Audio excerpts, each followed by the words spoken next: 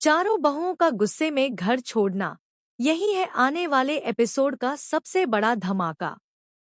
जी हाँ दोस्तों, भरे घर की छोटी बहू के आने वाले एपिसोड में कहानी एक ऐसे मोड़ पर पहुंचेगी जहां पलटू की करतूतों से सब्र का बांध टूट जाएगा।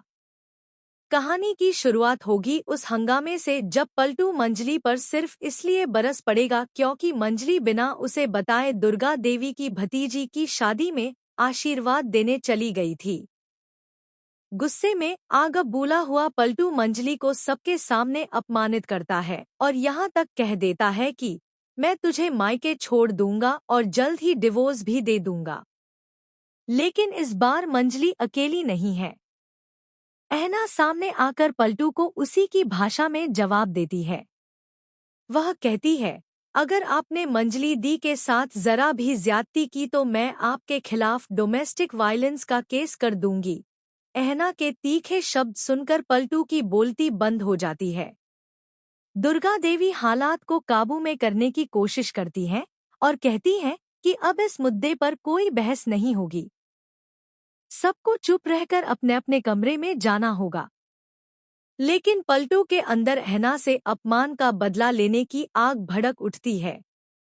मौका उसे तब मिलेगा जब अहना चुपके से दुर्गा देवी को देवड़ा जी के साथ बाबा विश्वनाथ के दर्शन के लिए बनारस भेज देती है।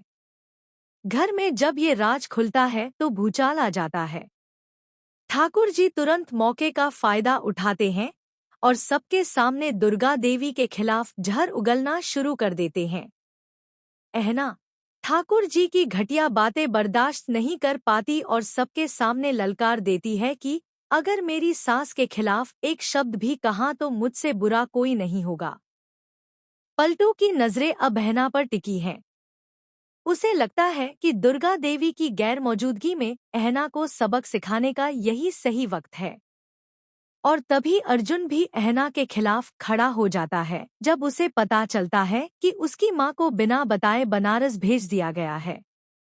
अहना लाख समझाने की कोशिश करती है, लेकिन अर्जुन एक भी बात सुनने को तैयार नहीं।